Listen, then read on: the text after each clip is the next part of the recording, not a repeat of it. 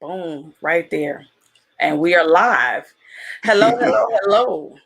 Welcome, everybody from Facebook, Periscope, Twitter, YouTube. This is Quasha Mondley, and we are live with Walking in Purpose and Building Kingdom People. Tonight is going to be an amazing, amazing, amazing episode. Tonight we're going to focus on a topic that we've yet to focus on in Walking in Purpose and Building Kingdom People. You guys know that overall on this show, we really focus on building the believer and the things that are necessary for a strong relationship with Christ, and with an emphasis on missions, discipleship, and evangelism. But today we're going to talk about a cornerstone within the Christian family, and that's marriage.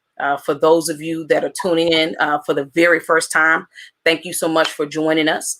We come to you every Friday at 7 p.m. Central Standard Time for Walking in Purpose and Building Kingdom People. And today we have an amazing couple. They were on earlier this week on Create Your Future Self, and they blessed us with coming on again tonight. And that's Miss Toya and Ahmad Rashad. Yes, they are an amazing couple. They're great podcasters, but most importantly, they're some amazing ministers of God. Yes. And just how y'all doing tonight?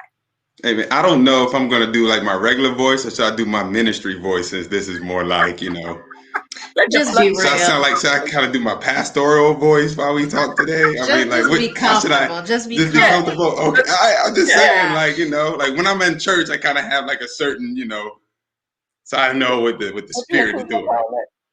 So, all right. Here, so I'm not gonna be like, well, okay. So I'm gonna talk normal. I'm gonna talk. Thank normal. you. All right. Thank you. Do your highest voice. I like that one. All right, we'll go with that one. All right, let's go.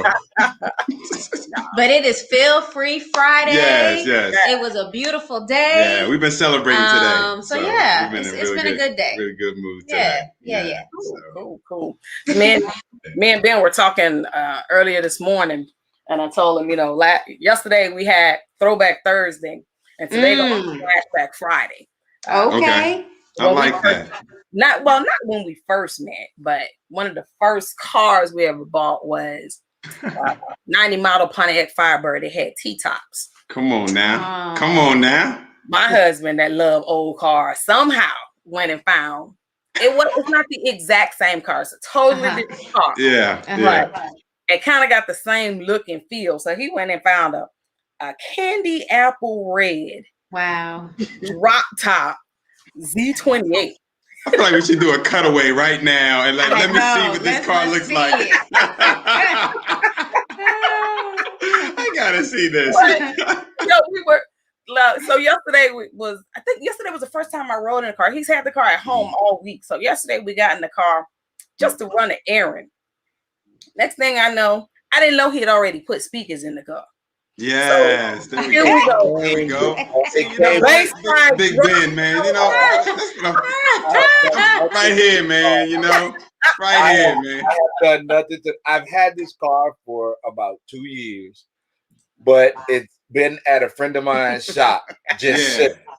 My friend of mine owns a mechanic shop, and there it is. It's how I found the car originally. Okay, and I bought the car over 2 years ago. And it's been sitting at my friend's shop. Oh, okay, yeah. Yeah, so it's just been sitting there. Well, it sounds like you had a lot of good patience and respect for the house, and We're talking about that story. It's the story to that. It was a planned process. See, intentionality. See, there it was very intentional. Very intentional. But I didn't do anything to the car. But it was definitely a throwback car. Yeah, it's definitely a nostalgic moment. Yeah, we had that. We had that throwback, and he was like, "Babe, we 18 again." And I'm sitting in that car. Yeah, I'm like, nothing wrong with that. See, I have this thing like I like. See, we have a neighbor who is driving a car that you might like, brother, and he just has it sitting in the front yard, and I don't know if it's broke down or I don't know what it is, But I just feel like, man, like let's take it for a spin because he got it sitting on highs like 22s. It's an old school Chevy, you know, the box. And you know what I'm talking about? See, when you say box Chevy, man, like that head nod right there, that's when you know, man. You know, so and it's clean, right? You know, it's clean. And I just want him to take it for a ride sometimes, you know. And I don't know if he just broke down. Maybe we need to go hook him up with your friend. You know, maybe he need to go over there, you know, drop it off at the shop. I don't know what it is, but you know, I do like the old. I love those old cars, and man, we rode in it yesterday. We rode in it today, so it's like, you know what, today's gonna be Flashback Friday because there you go. Nothing wrong with it. Yeah, I didn't know how far back y'all was gonna go, but y'all went all the way back. We went back to the 90s, brother. We went to the 90s. Y'all went all the way back. Like, you know what I'm saying? So, I was like, where did you find that? Yeah. I mean, he obviously he stumbled over it. Like, it found him. You know, it was looking for him. You know, but so you know. It's a good thing because when you have moments like that as a couple, you have that walk down memory lane. It touches on all of the good stuff. Right. It touches on, so it's like you have to intentionally do things to cause you to go back to those moments, those memorial stones, if you will. We've heard that, you know, in our walk with Christ. We've heard that we have to have memorial stones to show. For us to remember what God has brought us from. And those things, you have to have those points in that. Man, if we would have drove up to my grandmother's house, she would have had a throwback moment. Like, you'd have been like, right. I mean, when you bring something like that to, like, you know, grandparents, you know, that's a whole other ball game, you know. I was living with my grandma at the time, and she would always know. Because the mute, she can hear him coming down the street. Right. Exactly. Yeah, you better get ready to boy out there. Right. They start telling you stories and stuff like that, and telling you about kinfolk you didn't know you had, and so and so's neighbor, and what they were cooking at the time when they saw that car for the very first time. That part. Like, man, you know. We're talking about those nostalgic moments. I want you guys to just take a walk down memory lane because tonight what we're talking about is family, and family should be your first ministry, your first priority. And we're going to talk about how to strengthen a weak marriage, how to keep a strong marriage strong, and for those that have a desire to be married, you know, what are some of the realistic expectations that people should have as it pertains to marriage? We got the relationship experts on here, so you know I'm gonna shut up. I'm a podcast coach. This is the relationship expert right here. We'll be comfortable, right? Like, no, I know normally I'm sitting in my office, but my husband loved me. He building me a podcast booth. So let me tell you, man, this is like man of the century right here. Just go ahead and give him the award. You know, hands down. You know, like, don't even put anybody else on the nominations. Thank you. Yeah, man. You know, that's what it is, bro. That's a good look.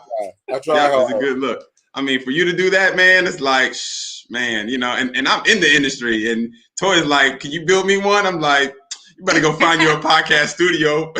And I'm like, that's fine. You gonna pay for it? You gonna pay for it? Oh man, no, good. But you wanted to ask kind of about our history. Is that where you wanted to start? Yeah. Tell us more about you guys. You go first. You want to go first? Or I go first. All right. So we met right here in downtown Dallas. That's right. At Club Blue. Way back.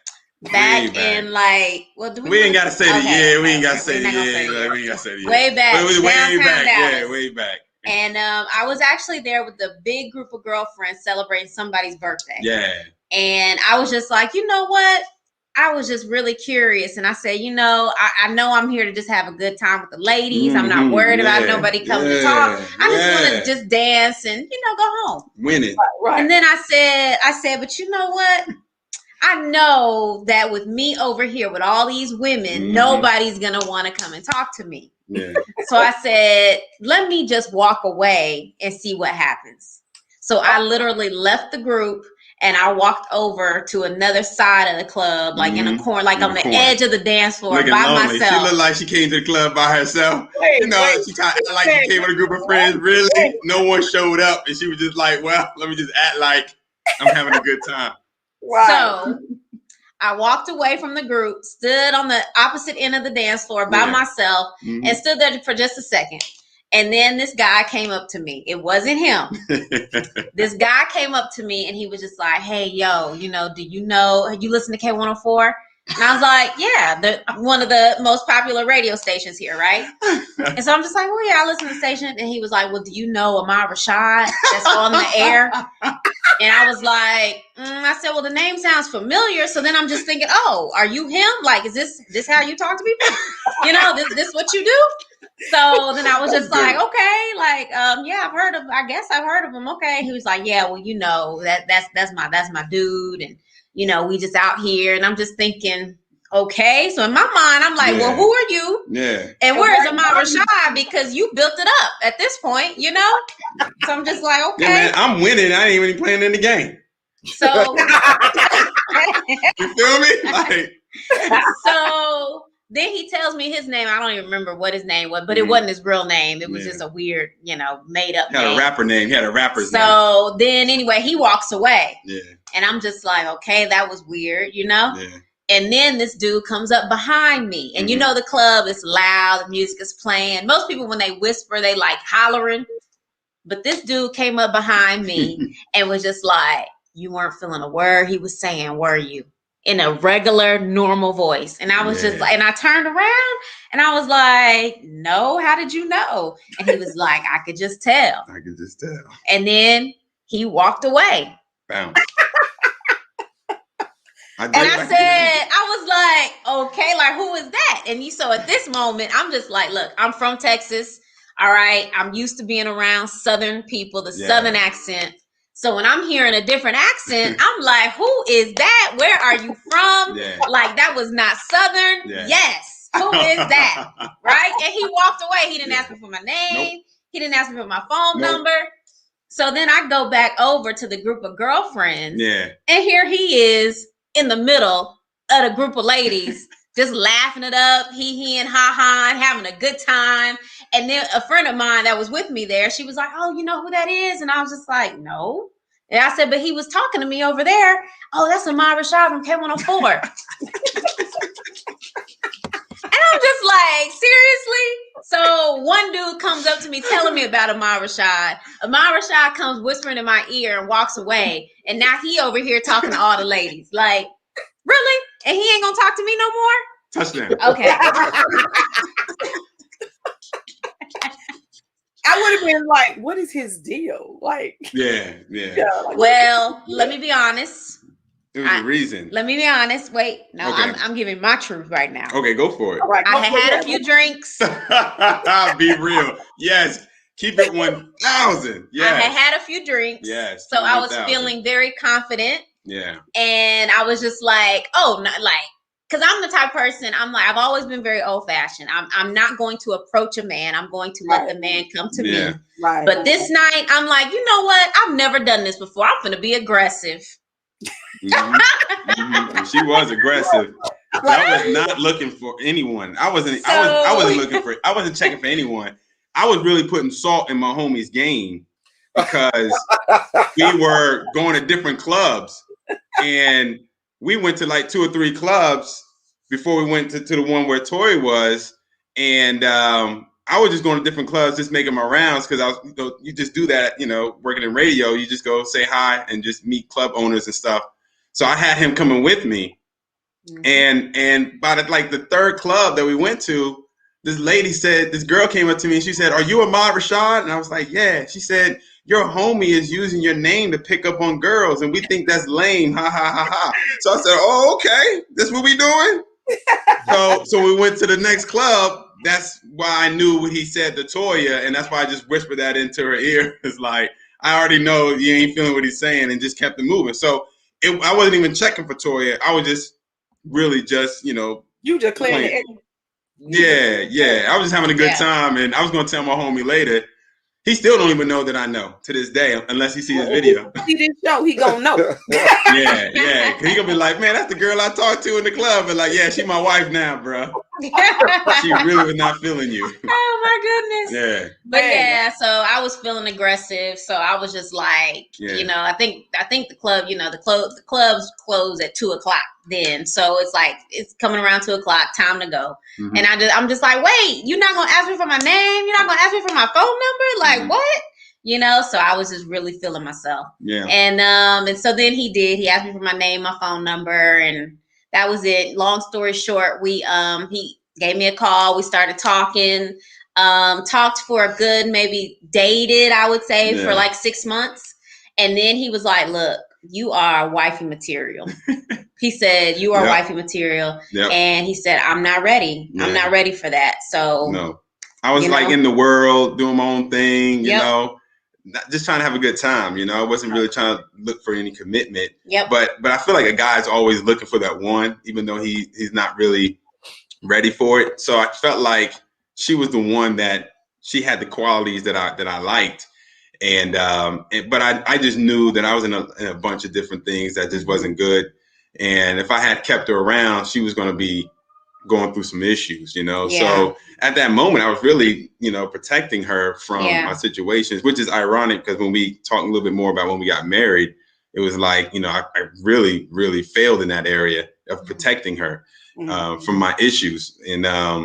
But yeah, so I literally sat her down on the curb and broke up with her outside. And, I'm not going to use that phrase, kick her to the curb or nothing like that. But he always trying to be funny. But I did, like, I was like, shake my head right there. Wait a minute, I need a sip of water. He always. Yeah, she got kicked to the curb. I mean, like real talk, right? So we broke up, but I was really a gentleman because Toya, you so what I was gonna say is at that time I was so busy. Mm-hmm. I was still in school. I'm a respiratory therapist, so I was still in school. I was doing an externship at Children's. Mm-hmm. I had a student job at Parkland, and I was, so all of that going on. So I just love the fact that, I didn't love it at that time, but I respected the fact that he was honest with me because I was busy, and he could have been like every other average man and just been like, you know what? I got Toya over here. Yeah. She ain't gonna know what I got going on because she in school, she's working. So busy. I could have gotten around with anything. I'll talk to her and be with her when I want her, and I'm gonna have all my other stuff going on over here. So just the fact that he sat me down and was just like, look, you are wifey material and I'm not ready. I'm not ready for it. And, that was just kind of it. So my feelings were hurt, but I had a lot of respect for him because he could have easily been that man that really broke me and hurt me. I was only like 21. So he was my first relationship, and he could have been that one to make me mad, and really mess me up. So, and he didn't. So, and I knew she was so tender, and I was like, you don't mess with no one tender, like I kind of had some type of values at that time, so I was like, she's a really good girl. She's sweet, so I didn't want to bring her through my mess at that time. And then go ahead.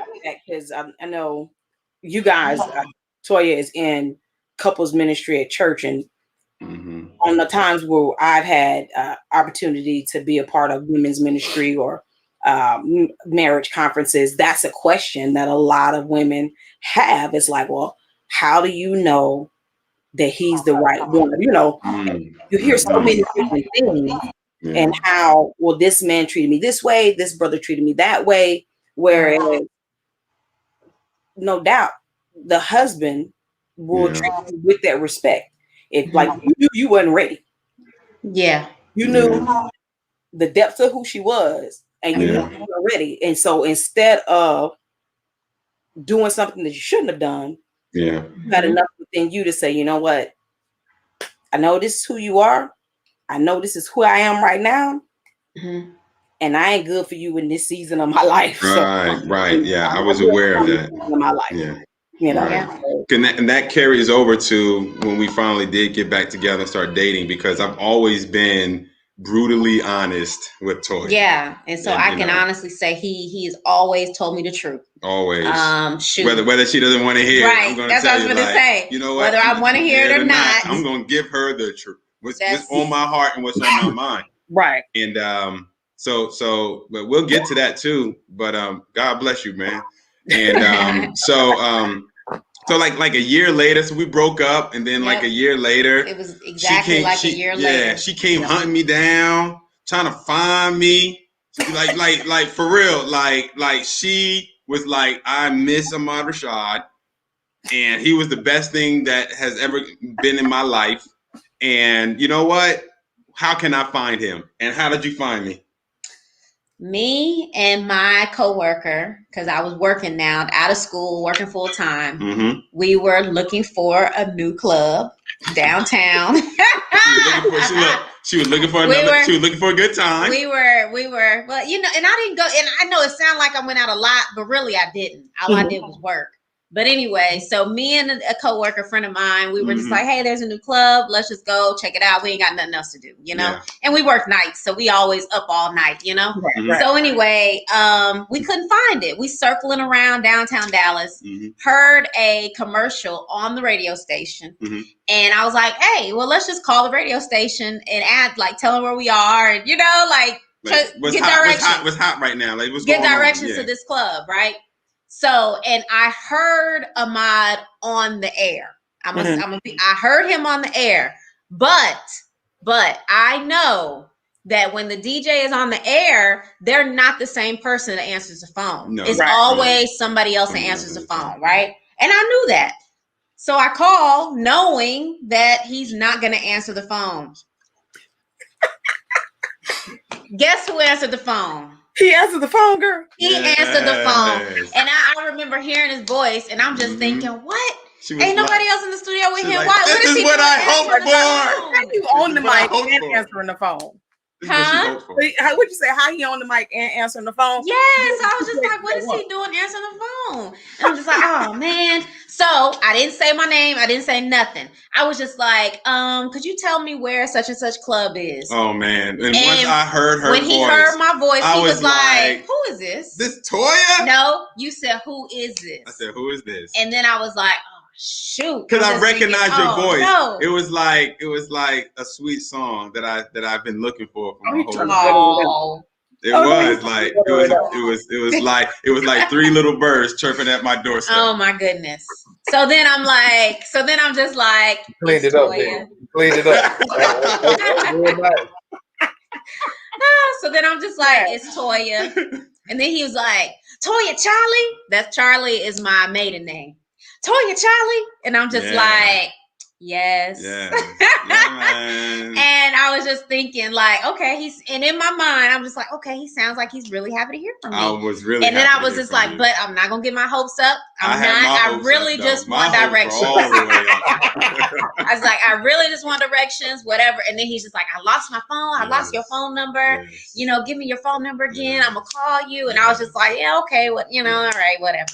Yep. We get off the phone. He called me the next day, and he called me every day since. Yep, every day since. Yeah, that's a great love story. It's like yes, it is. Yeah, we know that have a successful marriage have a friendship. Yes, like that. Yeah, that can happen through friendship before the other stuff happened. You know, and I know you guys through your marriage and through the good times and the bad times, that has empowered you to be able to be effective in couples ministry. Talk to me about what you do in couples ministry, but most importantly, why you do it. Okay, really good. So I let Toya, because she's like the ministry of relationships and couples ministry lead. She's the lead. So we were on the events team at our church. Yeah. So a part of couples ministry, it's like a funnel. So the events team is at the top of the funnel where we had like 4 or 5 events a year for couples. And then you come down the funnel and there's like these marriage intensives. I guess what you want to call them. Then you go down, and then you have like marriage mentors. So we were on the events team. So literally we would help come up with all the ideas for the events, what they look like, and just planning it like every little minute. How many events we did, like a year? It was like 4 or 5 events a year. And planning those out was like planning a wedding. Think of planning a wedding 5 times a year. So you have to literally thousands of people showing up to these events. Thousands of couples showing up to accommodate that with food, entertainment, and value. 5 times and takeaways, giveaways. So it was very, very heavy. As soon as you finish planning one, you're planning the very next day. Okay, we got to get this going. Let's go. Well, we took like a week off. A week, maybe. So that's kind of what we did there. So I honestly, since the pandemic, we haven't. It's more of our personal ministries have picked up more. Yeah, because we did the church thing for like 2 or 5 years. And we just did that just doing those for 5 years. So then we transitioned into doing independent ministries for ourselves, and just continuing, because one community church really equipped us to do what we're doing. We would not be where we are today as creating our own ministries if we weren't built. If we didn't have that foundation of learning that. Church. Right. Yeah, the church was very instrumental, and we're still connected to the church. We're just hoping, like after COVID, we can maybe be like a para ministry with the church, maybe. We can work alongside the couples ministry or something like that. Because something else we did was missions. We did. So we were part of the we were part of the Dominican Republic mission team. So we went out there twice, and we were really trying to figure out if we could implement something for couples in the DR. Because what we didn't know before we did missions there was just that it's, travel is so heavy there. So you have husbands that either live on resorts that are gone for months at a time, or wives, or with them living on a cruise ship, so all of that, to where it's normal for them to be away, and it's normal for them to have a totally different family were they live. They were having double life. Yeah, they're living double lives. So infidelity meant nothing. That was normal, so it's just a lot of that lifestyle, and then them having the mentality of thinking, if I'm going to sin, I can't proclaim Christ because I'm still sinning. Because I'm not perfect. Like I'm not perfect. Right. So when we were doing our missions, so that's something else that we were really thinking about before the pandemic, on how to implement something for couples over there with missions. But now with the pandemic, everything's just kind of delayed. So we decided to kind of pick up on our own personal things and seeing where God is leading us with where we are, what we can do. Which he has been pouring his favor in us right now is incredible. So it's incredible. With the couples ministry that you guys have, what's the passion behind that? Like, we are walking in purpose and building kingdom people. Yeah. So the people are married couples. Kingdom people are single people that desire to be married. So what's the passion behind you guys doing that particular ministry? So for me, I know that's more of my thing. And in 2017, we were at our complete worst. We was at our lowest of our lows. That was in the valley. we were definitely in the valley for about 3-4 months. We didn't know if we were going to stay together. We were separated. We didn't know what was going to happen. But when I knew, God said, look, when you make it through this, this is going to be your ministry for real. Because I mean, we did couples ministry at the church. We did mission trips to the Dominican Republic. So we did all of that before. And then we hit our rock bottom in 2017. And it was like, now you are really going to be fighting for couples, because I'm going to pull you through something that most people cannot get restored from. They just without him they wouldn't be able to be restored. Most definitely. So I knew, like, look, Lord, and I knew, like, making it through what we made it through, like, oh no, if we can go through this, you can go through what you got going on. Like, come on. I feel like I've been your hype man here, just like, amen, like, come on, like, come on, I feel like doing your ad-libs back here while you talking. So that's it. Take that. And something I heard, and that is my why. That is my why, is just knowing what God delivered us through, and saying, you know what, I can help somebody, even if I just help one person, like that's it.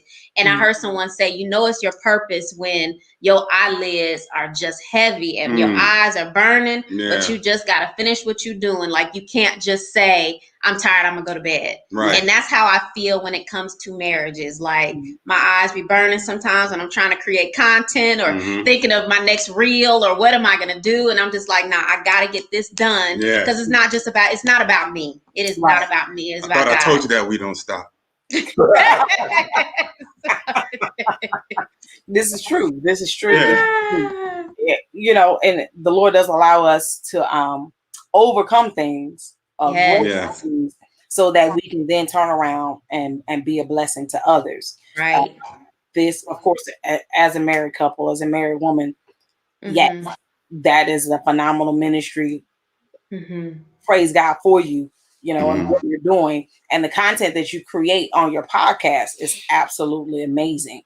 Thank you. It's phenomenal. You know, for people who aren't aware of Toya's podcast, I'm going to drop the links to her Instagram page so you can go out and jump on that podcast, the Relationship, and be blessed by the information that you're getting there on the Relationship. It's on Spotify, it's on Apple Podcasts, Google. And so wherever your favorite podcast provider is, we're there. Yeah, go and get it. And be blessed by that material. You know, if we had a young couple to come in now that they're desiring to be married, what's 3 golden nuggets that you would give to them? To the couple, or to a new couple that wants to get married? A new couple that desires to be married, like they get married in May. Okay. Oh, I'd be like, did y'all do any couples counseling first? Like, shoot, y'all might need to extend this for another 12 more months. Yeah, you know, they sitting in your office right now. What's 3 good nuggets that you would give to this premarital couple? Right. The first thing that we'll probably say is knowing that marriage is sacrifice. Like that's the first thing, is like, it's not about you, it's about your spouse. Yeah. And you need to be able to go into that marriage knowing that you're going to sacrifice in that marriage until death do you part. And it's about and sacrifice, meaning like you're going to serve without wanting anything. For example, you're going to give your wife a massage and you're not going to expect sex after that. There you go. Like, I preach to myself. That's a good nugget. Like, I wasn't saying that. That really just kind of came out, and I was trying to hold it back. You just blessed somebody. Yeah, but it came out, and I was just like, no, get them words back. Some woman neck been hurting a long time, and you just blessed her whole heart. Yeah, and I just like, a lot of them fellas was just like, what are you talking about? But it's the truth, though. But it's the truth. We got to get to a point where we have to serve without expecting back. You know, it's I'm going to cook for my wife, whether she, you know, does something for me or not. You know, I'm going to do what I need to do to keep, you know, to serve her and make her day easier, right? And I'm gonna add on so that we're gonna call that. We have 3 nuggets. So what's the second? But it goes with that though. I'm gonna call that part A, a servant. Okay. All right. Now I got a part B, a servant. Making sure that you are doing entertaining things that maybe your spouse likes that you don't like. So that's something that I had to learn. That's good. This personal experience right here. You know, that's when, you know, he asked me to watch Star Wars. There's nothing wrong with Star Wars. It took me a minute to get through them all, but I did it, right? Yeah. And his eyes closed right now. What are you watching with me? I've been watching first generation Star Trek for a month. Every day. I'm a Trekkie. You're a Trekkie? Wow. You're a Trekkie. Oh. With the original Captain Kirk, man. Captain Kirk. Oh, the original one. Yes. Wow. Oh my God. Yes. Every day. But William Shatner was sharp in Star Trek, though, man. Like, he crossed his leg at the knee, like at the high knee. Yeah, I'm gonna just leave it alone. Yeah, you with me. So she's watching it for a whole other. Like that's William Shatner, man. Like everyone watching William Shatner. Whoa! All right, so see, but that's a great example, man. See, sacrifice, right? That's what I'm saying. But I get it though. That is part of it. So it's not just the like chores or like the service, like acts of service. It's also with the entertainment. Yeah, but see, you didn't mind watching like those Marvel movies because you like Iron Man, like it's all about Iron Man. Marvel, Iron Man. I don't want you watching Marvel now because that's Iron Man. Thing. So like when he's home, he loves working on cars. That's like his favorite thing to do with his pastime. And it used to send me to another level because he would ask me to come sit out there with him. But then I couldn't talk. I couldn't ask him questions. He under the car and in the car, whatever he doing, he got all these tools laid out. He just wanted your presence. That's it. Sometimes he wants you there. Yeah. And, my pastor, really good friend of mine, Pastor D, she was like, just sit out there and shut up. But I could be doing so many other things. But I'm sitting, he talk about pay. I don't even know what that is. So then if you tell me what it is, now you got to tell me what it's for. And that ain't what he wanted. He just wanted me to sit there. Yeah. That's what I started doing, reading the book. Yeah. Right. While he was working on whatever his project. That's cool. He just wanted your presence. Yeah. That's so beautiful. Now, if he had made you watch like West Coast Customs on TV, marathon, then you would have been like, I'm not making her do nothing. She making me. Right. At least you chilling. You can look at him. That's these acts of service, right? No, that's acts of torture. But I digress. I'll let you go. Right, keep it real, man. Yeah. So that's good. So all right, so that's the first one. So sacrifice serving. So I think another thing that I would, unless Toya, you have something. Go ahead. Okay, so I think another thing that I would tell a young couple is really learning to like studying your spouse, like try to become a best friend. Yeah. You had mentioned it's about your friendship. I would really truly say be a best friend I actually take it to another level because I'm like an extreme dramatic person by nature. So I say look at your spouse like family, because if you start looking at your spouse as family, then you kind of start putting those family rules over your spouse. So the way that I describe it is, like you can have all the arguments that you can with your parents, but at the end of the day, you have something deep in your heart, like it's still my parents. Right. You can have arguments with your brothers and sisters all day. I hate you, everything, right? Never going to talk to you ever again. You can not talk to your brother and sister for years, but at the end of the day, there's something in your heart that says that's still my brother. So you're gonna be there for that person. You're gonna still show up, right? And there's nothing that's gonna break that bond. And I feel like if you go into your marriage understanding that you're treating your spouse like your best friend or like your family, right? Like that's an unbreakable bond. Yeah. And I find it very hypocritical that people will have more love for your parents and your family than you do for someone that you choose to bring into your family.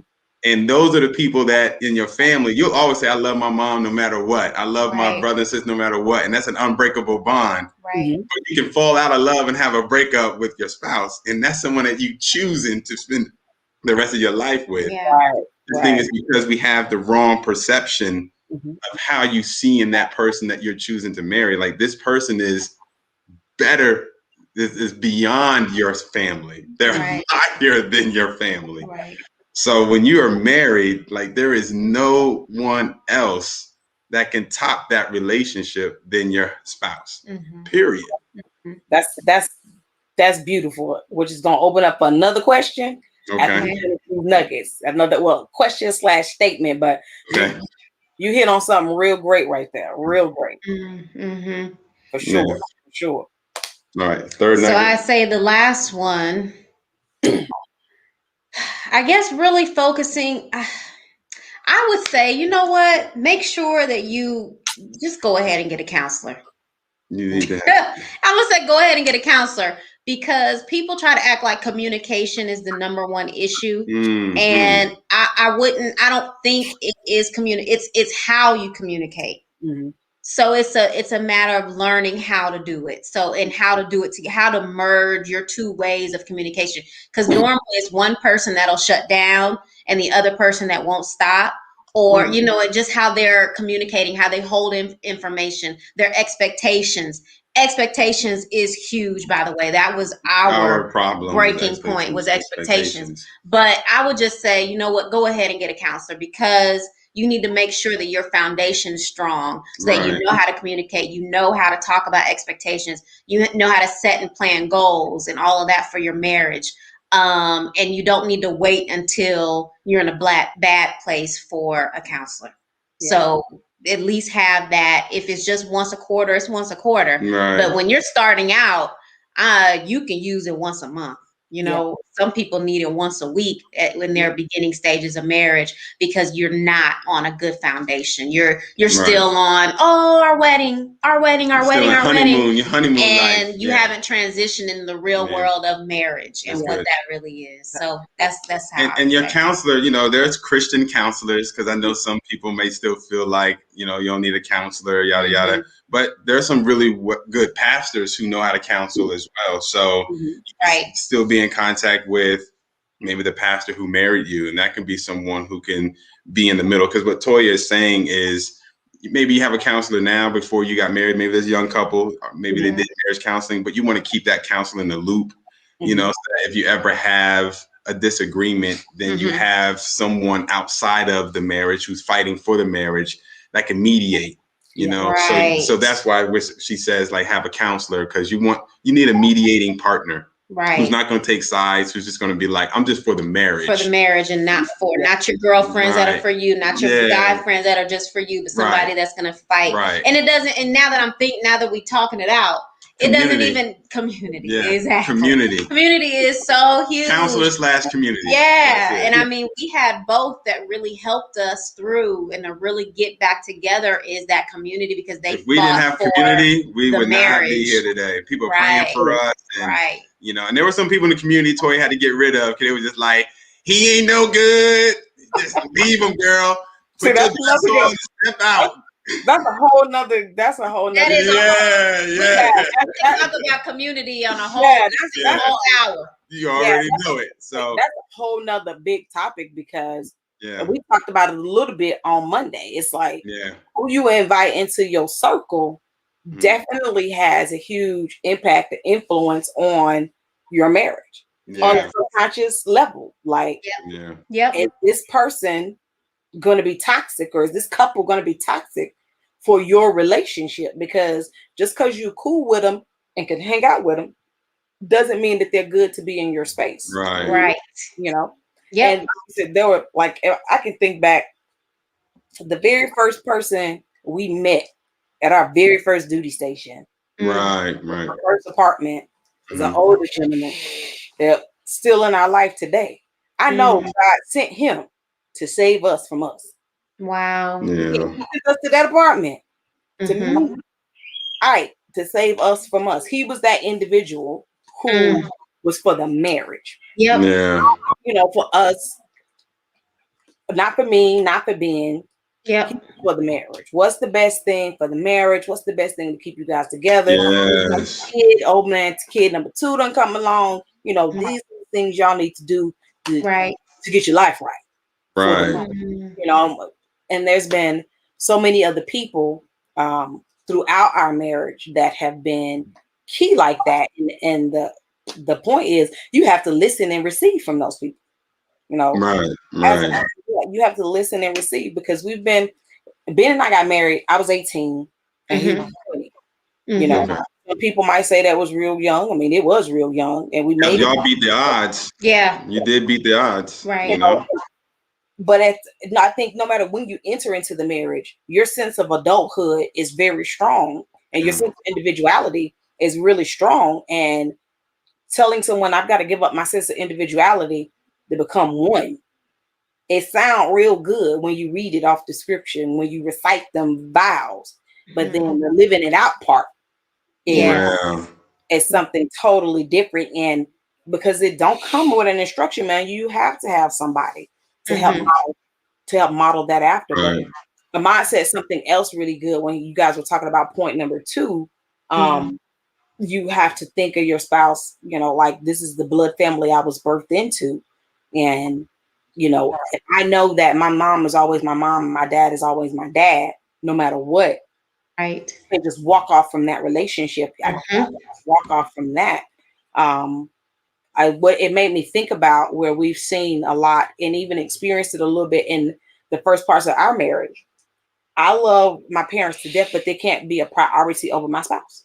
Yeah. Yeah. Nobody else can be that priority over me because I said that I'm going to make them first. I remember the first time that I had the revelation that what it really means for me putting God being in my that order. Divine order. That's right. And that divine order. So I put him before my kids. Well, don't that make me a bad mother? No, it doesn't. Because when we're right, they're going to be right. Exactly. Right. You're not right. Then nothing else can be taken care of. You're not proving it. You might think you are, but you're really not. Right. No, that's good. And that's why I like this scripture in line, right? They see everything. Yep. What they don't see, they know. They have an experience. That's right. Yeah. And they know, a lot of times through, especially during the deployments, going back and forth to the deployment, the kids will come home and, this friend is parents are getting divorced and that friend's parents are getting divorced. They come in. I can't even count how many times that they've come in and it's like, are you and daddy going to get a divorce? Like, well, what are you talking about? Well, it's because they think that's normal what they're seeing. So it's like, no, it's not happening. Not in this house. We serve the Lord, right? So, we fight for what we say we wanted, right? We fight for what we believe. You fight for your family, right? But those nuggets are some amazing nuggets. Right. What would you guys say has been when you came out of your dark place? What would you guys say has been the foundational or something that is now foundational for you to keep you healthy? Yeah, it's good. Me or you? First? Moi, toi, moi. Okay. You go. Me. All right. So for me, because expectations was my biggest issue, right? So since my expectations was like my biggest issue, and expectations meaning that whatever you say you're going to do, you do it, right? But also, whatever title you have, you need to be it too. And I've been like that since a kid. I used to suffer from, toddler tantrums because of expectations. It's like, if I'm being a good boy and you still don't give me my reward, I'm going to have a fit because I did everything you told me to do for me to get it. And then you're going to tell me I can't get it, right? So that has carried over to my adulthood, that immaturity, right? And it was unchecked immaturity and within myself, right? And so coming, after our darkness and realizing that I had these poor and unhealthy expectations, I now realize that that's my issue. I have to own up to that. And if I don't check my own expectations, then I'm going to go Kanye West, like I'm going to go, right? And no, seriously, like Toya knows, like that's why I can relate to him because I'm like, I need to give that brother some grace because I understand where his frustrations come from. And so anyway, so I have to check my own expectations and my own mental health and things like that, so that if Toya does something that is not fulfilling my expectations, then I have to realize that here's my kicker, is that that she has a crown on her head, and you never disrespect the crown. Mm-hmm. See, like if we're in the kingdom, right? Like there's kings and queens. Mm-hmm. And if you disrespect the crown, it's off with your head, right? So when Toya, she's a queen, right? She has a crown, and if I disrespect her, then I'm belittling her authority. You know, and everything that God has created her to be in my life. So I have to be humble to her title of a wife. A wife is a crown. And you don't disrespect that wifely crown. And so that's what I try to remember, you know, whenever my expectations are being challenged. And I've just learned to, you know, really trust God more, to be honest, and just understand that He's the ultimate king, and I definitely can't disrespect that crown, you know. And as long as I kind of keep my head seeking kingdom-minded living, you know, and understanding how the kingdom operates, the hierarchy of the kingdom, where my wife is placed in that hierarchy, which we talked about, divine order, you know, and I just try to kind of handle my expectations, humble myself to the hierarchy. It has helped me over the last 5 years since we've been rebuilding our marriage, and the rewards have been phenomenal. You don't have to wait for heaven to get your rewards. God will bless you right here on earth for your obedience and your trust in you. So I'm gonna dance on that one. See, I'm like King David. I'm gonna dance and act wild like King David. So I'm just like that brother, you know. So y'all got the one. Right. So it was learning like expectation management. Like, don't let me act out because something didn't quite go the way that I thought it should have. Which for a whole lot of people. I've been known to throw it to myself. Yeah.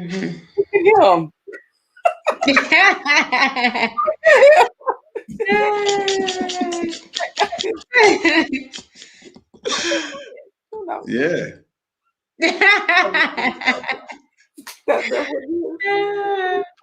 Check that out. Yeah, man, he's good. He's like, I ain't gotta say nothing, man. I'm Kang. I'm Kang around here. Kang. I'm trying to keep my crown. Hey, right on, man. You gotta sew yours in, right? Look. See, I'm gonna duct tape my crown on here, man. I'm gonna make sure it ain't going nowhere. Gorilla glue seems to be the thing to do. The Gorilla Glue? Yeah. Everybody uses Gorilla Glue nowadays. Let's not talk about the Gorilla Glue. Hey, you gotta surgically remove it from that. You know? Like you need surgery. Make $1, don't Gorilla Glue nothing to me. Man, I'm so sorry for her because look, I know it's a side topic, but I understand how she made that mistake. I get it. Somebody put that canister on the wrong aisle. You gonna have to explain that to me. Somebody put that canister on the wrong aisle. She was in the beauty aisle getting the beauty products for the glue. Someone put that next to the beauty product glue, and she picked it up and used it. By mistake. So you saying it was an honest mistake? I think it was an honest mistake.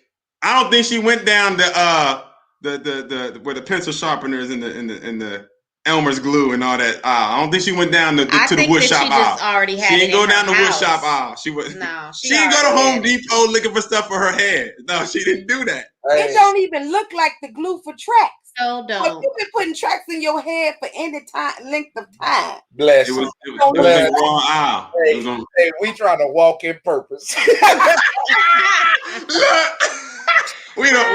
That's another show. Y'all ain't gonna give me the line right now. I love y'all. Y'all thank y'all for coming on. This I start lying.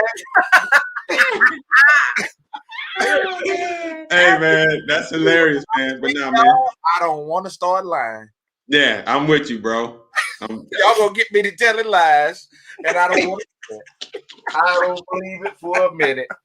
Man. Yeah, man. But now I must be running. It was nice talking to you guys.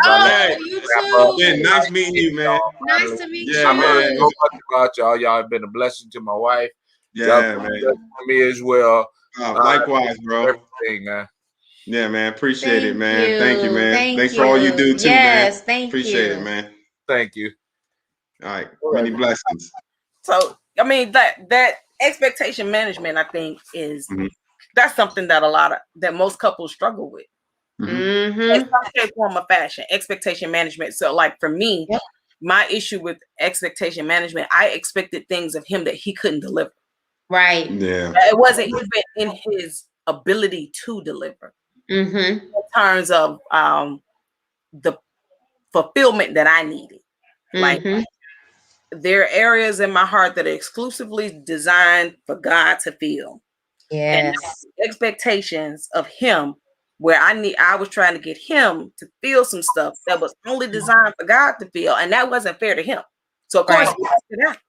Like that's all I can do, you know. Right. And this is not working for me. Yeah. So, and I had to realize that my expectations towards him was not right. Like, yes, you're my husband. These are the things that husbands should do. You're doing the best you can. However, some of these other areas where I'm lacking fulfillment is because I'm not completely allowed the Lord to occupy those spaces. And that's not for you to do. And so I had to manage my expectations to where now that the role that he's to fill, he feels that role great.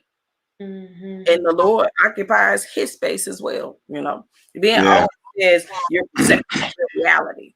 And until I changed that perception, I was not even able to honestly assess my expectations until I changed that perception. And that one that helped our relationship out a lot. Yeah. I feel like once I got better, the whole relationship got better.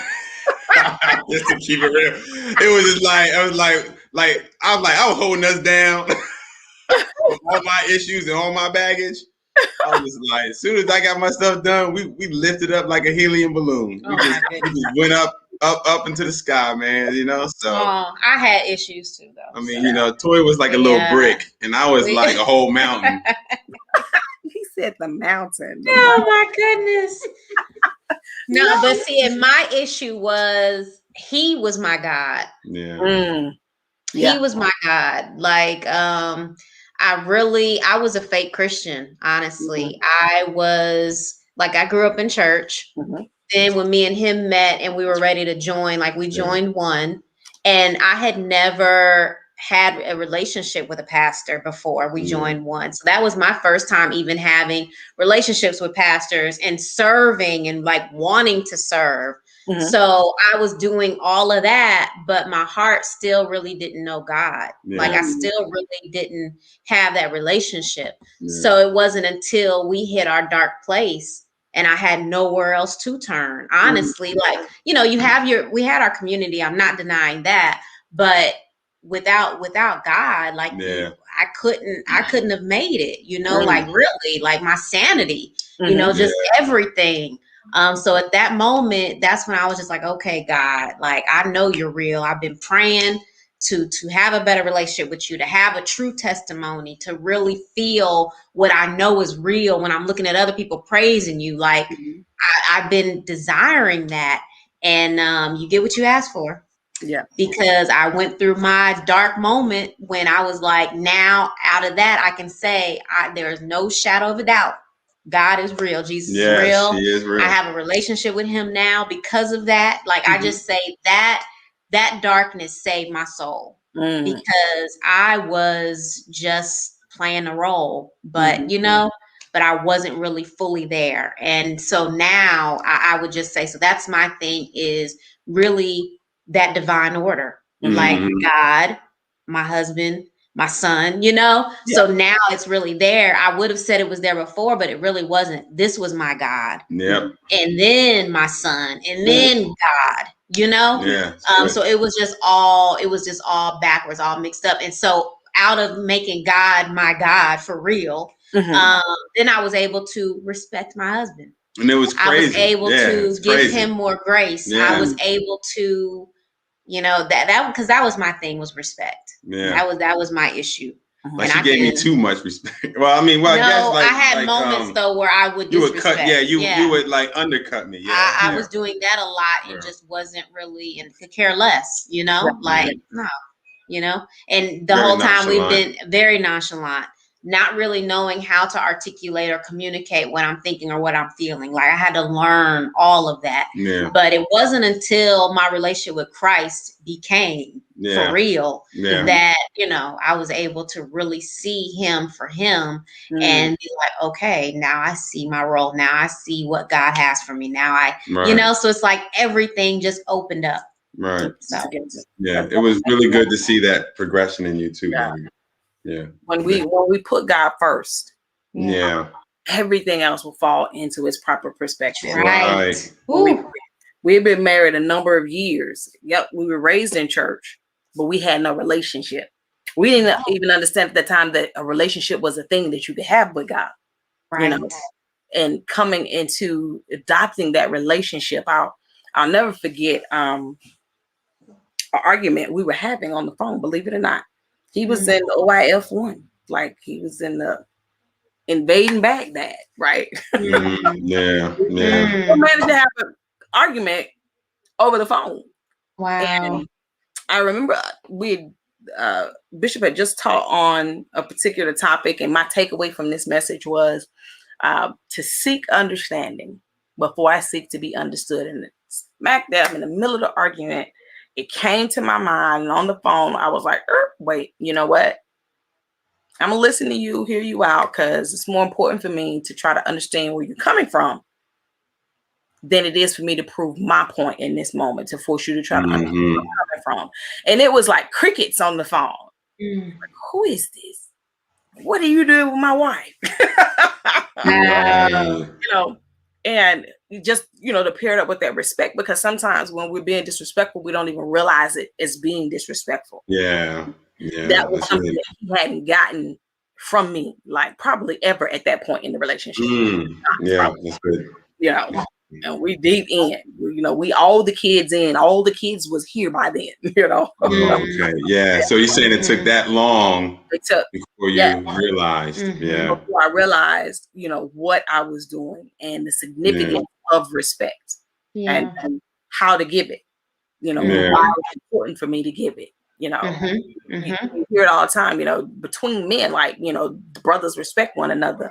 And I'm thinking, you know what, you a cruddy dude. Why I gotta respect you? Well, commanded for me to do that, right? The difference that it began to make. So I definitely feel where you're coming from, Toya. It wasn't inherent in me to do that. I had to learn to do it and learn that it was necessary. That's what scripture say. Like, wives, respect your husbands. Because as husbands, we have an issue with love. You know, we don't have patience. Men, we don't have patience. we don't respond in kindness. We are not gentle. You know what I'm saying? so it's like those issues in general for men, you know, we have an issue with that, you know. So you're absolutely right. You're absolutely right. I mean, well, man, we could have you guys come back for 3/4 times on this particular. Oh man, I was thinking like we need to edit some of these scenes out because you know maybe I might have gone too far. I had to look up and I was like, oh, this is building kingdom people. Like I'm over here, I'm real free. I'm showing y'all how grace is. You know, all kingdom people did not make their start in the Bible. Some of us, you know. No, because I've only been a believer for a few years, so so I'm still mature. I'm still a little wet behind the ears. You've been a believer for 10 years. No, 10 years is good, but I'm just saying, like, and based off of my age, in comparison to other people who are Christians, people who have been Christians longer than me, based in my age group. Like when I'm around people who are my age, my peers, you know, they've been in church and all that longer than me. So I feel like, you know, I still feel like the baby around everybody. I'm just like, you know, plus I'm still ministering to people in the world. So I'm more relatable to people who are not righteous and clean than people who are clean and righteous. So, you know, I think that you'll be relatable to a new Christian couple. Like, that's who we deal with a lot. A new Christian couple is like, you know what? We're hearing all this stuff about evenly yoked. I know you guys have probably had this conversation, this question. I know we have. You know, when a young couple first comes in, and they were married before, they gave their lives. Well, am I evenly yoked? You married, baby. You married. You had no choice now. You better find a way to be yoked. Yeah. You didn't know about all of this beforehand, but Yeah. here y'all available. Let us help you while you grow in God. And right. Yep. Yeah, God sends the right people to us. He always sends us the right individuals, and we're able to help. And God has used me to marry people, and they're still married. Yeah. There you go. Boom. That's right. They're still married. Yeah, we don't play. Yeah, God marries people, by the way, not people. Yep. God marries you.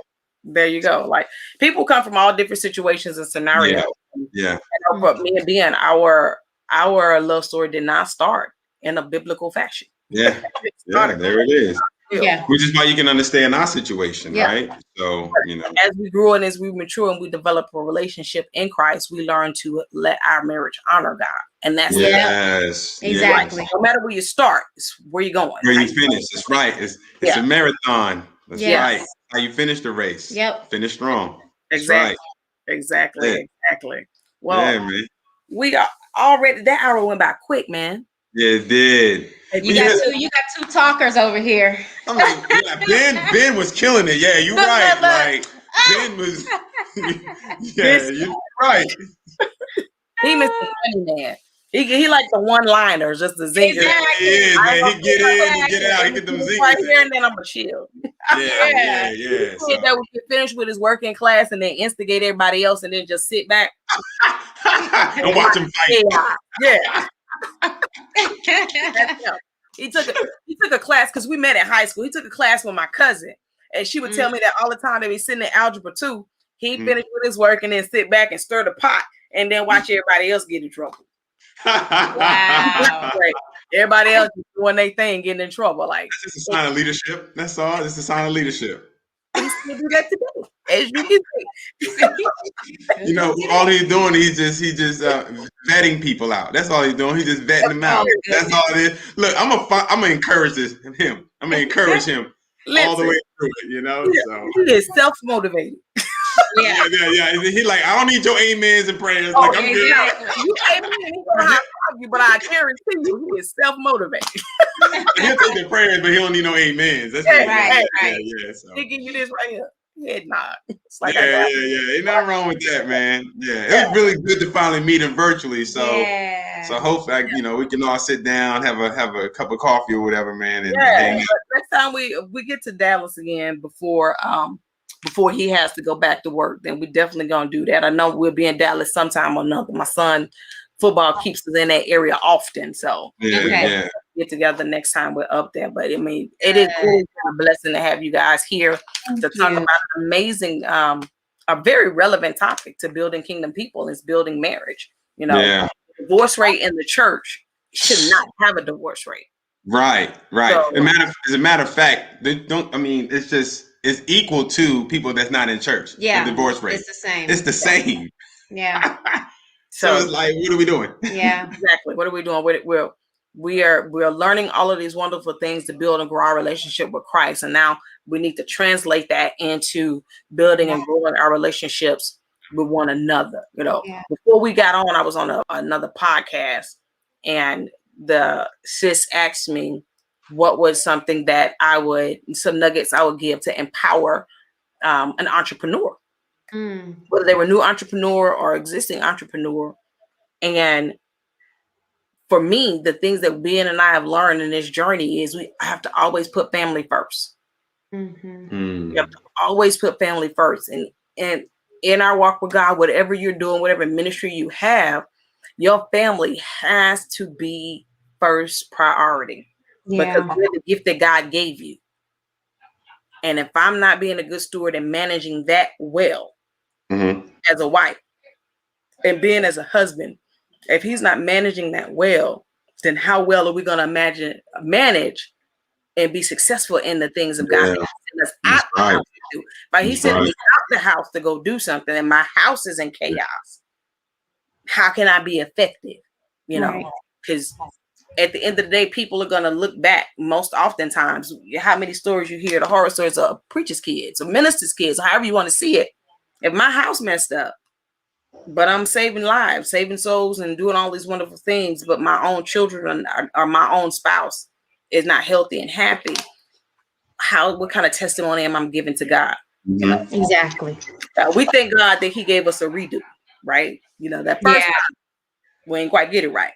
He gave us a pause and a redo. Yeah. And out the country. Then say, hey, I'm trying to tell you, listen. You know, like I've been trying to tell you. And get it right. So that first priority. Let's put your family first, because if you put God first, He's telling you to put your family first. Yeah. And let's build marriages and build relationships. And you guys are doing a wonderful thing, wonderful thing doing that. Man, we're trying. Thank you. This one right here, man, just really, really happy for my wife. She's really amazing. So she's doing a great job. And you know, thank you, babe. she's really doing well. God is using her, and I'm looking forward to seeing what else God is going to do for her, and how she continue leading her ministry to help couples. You know, and I'm just here to, you know, love on my wife and support, and whoever God sends through her doors, I just support and help with those couples as well. So those men, y'all know I'm coming with fire. So that's a balanced couple, man. That's balance for sure. That's man. Because you know, men, I just want y'all to step to the plate. That's all. That's all I ask. Just step to the plate. Step up to the plate. That's the part right there. So now you're going to come back and we're going to have a conversation about that. About men. Oh God, you're gonna lose all your listeners. You're gonna lose all your listeners. You're gonna be an all female. You're gonna be an all woman listening audience viewers. I'm telling you, we won't lose the listeners, but we'll gain the people who want that value. How about that? All right, yeah. Ones that don't want it, they might go somewhere. Yeah, they're not gonna want it. They're gonna want it. No, but I know there's some men that want to hear this truth too, because it's gonna help them out or whatever. But you know, because I'm just gonna tell the secrets. Because you know, when you start thinking Steve Harvey is helping you out in your marriage, it's like he ain't really giving you all the game. You know what I'm saying? He just giving you just a little bit. You know, but he no hate to Steve Harvey. I'm just saying I'm gonna give you the game. Yeah. We're gonna come out with it all the way. Exactly. Let's give you truth, right? We're gonna give it all out. Yeah, the truth. I know you guys have probably seen it. The couples that want the change, the husband and the wife are willing to be vulnerable, and they're willing to make the change. They exactly. It's gonna be easy, but they're present and available. The ones you can have those people in front of you, and you know one want it and one don't. There's not a lot you can do to reach that one that does not want it. Right. Nope. Right. Well, if you call yourself a Christian, you're gonna find out if you truly love God or not. Because it's gonna. That's what it is. Yeah.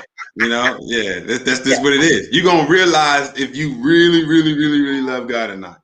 Yeah. You know, people be like, you know, I don't have. You know, God knows my heart. He loves me. You're like, yes, God loves. He knows your heart and He loves you. But He's saying, do you love Him? That's a whole nother ball game. For sure. You know, sometimes people are like, well, God knows my heart. Yep, it's desperately wicked. Let's fix that. Let's work on that, right? Do you know God's heart, right? Let's work on that, right? Do you know His? So we made, you know, but our first marriage conference we went to, and I know we like 16 minutes past. I promise we're gonna wrap it up. Analogy that our pastor gave us was, and it said like a true pastor. It changed my life. Right, it did. It changed our perspective because my husband is a car man. Like he loves cars. And the analogy that a marriage is like a vehicle. And he told us to pick whatever your favorite vehicle was. So you know, every couple like, what's your favorite vehicle, whatever, and you know his top car. And then he was like, okay, get them keys to your kids and tell them to drive it. They're gonna drive it in the ditch. They're gonna break it, snap it. Now that vehicle was your marriage. Was the driver, bro. It's the drivers. We're gonna fix the drivers so the marriage will work. The marriage isn't the issue. It's two people that changed my whole life. That's good. It changed my whole life. Being with like, whoa. Your marriage is bad. The two people operating it ain't that right. They're not right. So if I got two immature drivers in an expensive vehicle, right, you're gonna crash it every time. That's right. Don't let somebody give you a little driver's education. Manual, the BIBLE. Let's read the manual. Go through some driver's training, get you some hours behind the wheels. Get some training. Do all of those things, and then get some keys and get behind the wheel and go slow. Go slow. Follow the rules and go slow. Follow the rules and go slow. Follow the rules and go slow. That's true. That analogy changed my life. Yeah, that's good. That analogy changed my life. It's like it's that as it pertains to marriage, I won't forget that. Yeah. Because is it broken or is it two people in it broken? Right. Yeah, the two people in it broken. You got a brand new, you in a Bugatti and you crashing it. You're in the Bugatti in the ditch. How it get there? Yeah, how you in the ditch? Your 5-year-old driving it. Your 10-year-old driving it. Yes. There you go. Come on. Preach. Come on now. The Bugatti is fine. Like is that your next podcast episode? Who driving the Bugatti? How the Bugatti get in the ditch? I'm gonna have to write that out. Yes. Write that out. Yeah, I'm gonna have to write that out. But, there it is. You guys gonna have to come back and we can talk about some more building kingdom people and marriage. Sounds good. Testimony of the glory of God. So we're gonna have to do that. Yeah. And I'll wear my deacon's voice next time, and I'll just be a little bit more, my goodness. Oh my. Crown and everything. I'm gonna have it all the way in, Oh my. They were like Deacon Ahmad here today with Deaconess Toya. Oh goodness. Y'all coming to help build kingdom people. Helping people to build strong, healthy marriages in the kingdom. Absolutely. Yes. We really want that to happen. We sure. really do. Yeah. So we do. I mean, for so many reasons. The attack on marriage and family is at an all-time high. It's an epidemic. Is at an all-time high. Yeah. It's really bad. Right now, some of the most at-risk things to be is the heterosexual male and a heterosexual Christian male and a heterosexual Christian woman. Like we got huge targets on our back, and God forbid to be in a healthy Christian marriage. Like, these are the things that we've got to grow and strengthen and have these examples. People in the world gonna say what they're gonna say. The enemy's gonna do what they're gonna do. But if we're living those examples out, yes, exactly, that's more than your words. Yes. All right, we are at the end of this amazing podcast. You guys have anything else you want to share before we go ahead and sign off? You can check out the podcast, the Relationship podcast, on Apple, Spotify, Google, iHeartRadio, and Amazon Music, and some other platforms, I'm sure. And follow me on Instagram at Toya, TOYA _marriage advice. Yep. And if definitely, I would love to work with more Christian podcasters. Honestly, I don't really focus on Christian podcasters, but for some reason, 99% of my podcasters are Christians. So God is just sending me Christians. Yep. So it's a great ministry that I get to help a lot of my brothers and sisters we have the best voices and the best messages and the best, solutions in the world.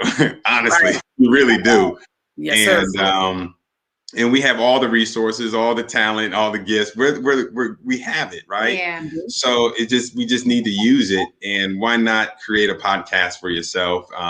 So you can reach out to Toya's page at Toya _marriage advice on her Instagram, and just kind of let Toya know that you want to do a podcast, and she'll send you over to me, and then we'll get together. So you make it happen. Awesome. Well, guys, the links to their podcast, to Toya's podcast, is in the search in the comment section. So get in that comment section, copy that link. It'll take you out to Toya's Instagram, so you can connect with her and learn more about the Relationship podcast. And I'm also dropping a link to the My Producer website, so that if you want to connect with the mod, you can connect with him to learn more about how to get into podcasting and really just the benefits of podcasting. Yep. Right. And use promo code Laquita Munley. So I know that y'all came over here through her, right? And I'll give you a hookup. Like they always be saying, like, is brother gonna give me a hookup? I'm gonna give you a hookup, all right? Like, go through promo code Laquita Munley. come holler at me. And you're gonna get a hookup, all right? You know, like come on, like we need to stick together, right? So you'll get the hookup, all right? For sure. Ahmad is an amazing podcast coach. He's helped me out tremendously with developing and creating and developing my podcast and getting it out. I mean, it's not even officially out, and it's doing some really great things. It's already doing numbers. And it's doing great things. So you guys look in the comments. We have Toya's Instagram, Toya_marriage advisor on Insta, and then you have power77studios.com to reach Ahmad to learn more about podcasting. Awesome. That's you guys will be back with another amazing guest on next Friday at 7 p.m. Central Time. We'll be speaking to Miss Erica, and she's going to drop some amazing knowledge on us, share some beautiful things about advancing the kingdom and building kingdom people through the arts. I can't wait for that episode. She has some powerful stuff she's going to give to us. But until next time, I'm Quasha Monley, and this is Walking in Purpose and Building Kingdom People. We'll see you guys next Friday.